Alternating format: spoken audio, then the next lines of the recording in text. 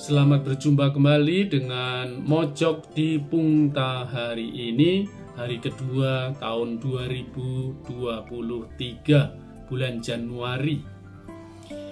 Pada peringatan wajib Santo Basilius Agung dan Santo Gregorius dari Nazianze, saya mau mengajak Anda semua untuk merenungkan Injil Yohanes bab 1 ayat 19 sampai 28.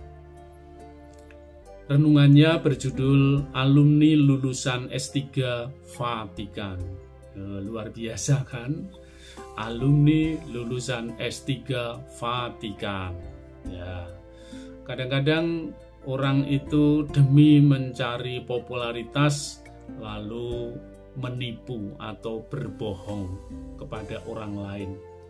Misalnya beberapa waktu yang lalu ada heboh orang mengaku lulusan S3 Vatikan, lulusan terbaik dan pernah menjadi pastor dari kongregasi internasional. Oh, hebat kan? Jadi orang-orang itu ya gampang sekali ditipu, gampang sekali dibodohi. Orang percaya begitu saja menurut apa yang dikatakan tanpa di cross check kebenarannya. Sekarang kan zaman sangat terbuka dan terhubung. Dengan gadget di tangan kita bisa browsing apa ada universitas di Vatikan. Setahu saya universitas kepausan itu adanya di Roma, jadi bukan di Vatikan. Dan kalau kita melihat para pastor dan romo-romo itu ya jarang sekali kok memamerkan gelarnya. Lulusan dari Roma, Gregoriana, dari Urbaniana, dari kampus-kampus terkenal yang ada di Roma sana. Jarang sekali. Bahkan kalau menyebut atau menuliskan namanya itu gelar-gelarnya itu tidak pernah dituliskan, tidak pernah diikutkan.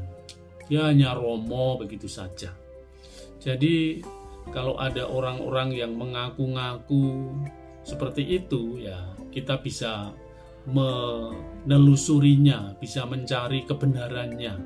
Orang ini ngomong benar atau salah. Kita bisa sekarang ini menelusuri. Maka sebetulnya lebih baik kita jujur apa adanya, tidak perlu pamer-pamer gelar tapi ternyata bohong. Maka kalau orang itu jujur, orang itu justru akan dihargai, dihormati. Orang akan disanjung karena kejujuran, karena keterbukaannya, karena kerendahan hatinya. Itulah yang dilakukan Yohanes Pembaptis dalam Injil hari ini. Ketika ditanya, siapakah engkau? Yohanes jujur, tidak berdusta. Aku bukan Mesias. Aku bukan Nabi. Aku adalah suara-suara yang berseru di padang gurun. Itu yang dikatakan oleh Yohanes. Yohanes berani berkata jujur saat dia ditanya oleh banyak orang, apakah engkau Elia, apakah engkau Nabi yang akan datang? Dia menjawab, bukan. Yohanes tidak membutuhkan pengakuan orang lain. Ia tidak perlu memamerkan lulusan dari sekolah atau universitas ternama. Kualitas pewartaannya justru terletak pada isi apa yang disampaikan. Apa artinya menjadi doktor atau profesor dari luar negeri kalau ternyata itu menipu? Jadi malah membuat orang tidak dihargai.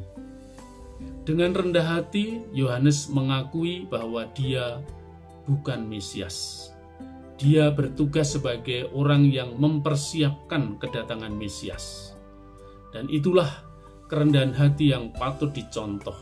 Dia berani mengatakan, membuka tali kasutnya pun aku tidak pantas. Nah, ketulusan hati dan kerendahan hati seorang Yohanes Pembaptis ini yang perlu kita teladani. Dunia sekarang membutuhkan kejujuran. Oleh karena itu, mari kita berlaku dan hidup dengan jujur. Tuhan memberkati.